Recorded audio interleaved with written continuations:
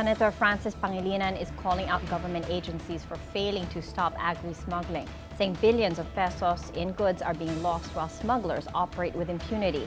Hannah T. reports. The agriculture sector may just be facing the same kind of ghost corruption seen in flood control projects.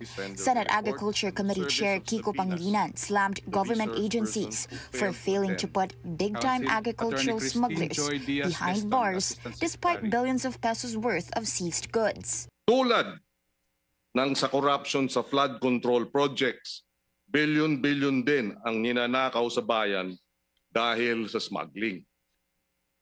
Noong nakaraang hearing, simpleng tanong, bakit walang mga smuggler o membro ng sindikato ng smuggling ang nakakulong? Agricultural smuggling also relies on ghosts, ghost consignees and owners, where no one is held accountable. Among them, Jovelyn Daria of Birch's Consumer Goods Trading, whose license was rented out to a certain Mr. Vicente. Her 19 containers, declared to hold chicken poppers, were actually filled with onions and carrots worth over 59 million. Daria told senators she earned only 500 per container. Another trader, Merlin Jacinto of 1024 Consumer Goods, testified his company had already closed in 2024, yet it was still used to import frozen fish valued at about 68 million. Broker Lujan Armtenero admitted he signed import papers for 1024 after being approached by a certain Carlos he only knew from the pier.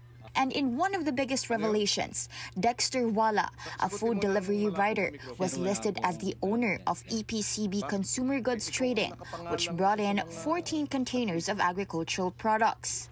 Wala told senators his uncle, Erwin Pascual, was the real operator who simply used his name. For Pangilinan, these dummy companies and paper owners show why the system keeps failing. Smugglers disappear, cases go nowhere, and farmers are the ones who lose.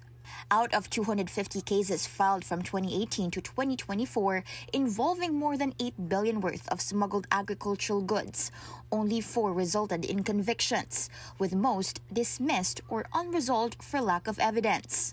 Ang mga tapat na manlalaro, ang ating mga local food manufacturers, ang ating mga disente at maayos na importer, ang ating mga magsasaka at mangingisda, ay natatalo kapag di patas ang laro. Subpoenas have now been issued to more figures tied to the scheme who are expected to appear at the next hearing. Hannah Tia, Billionario News Channel.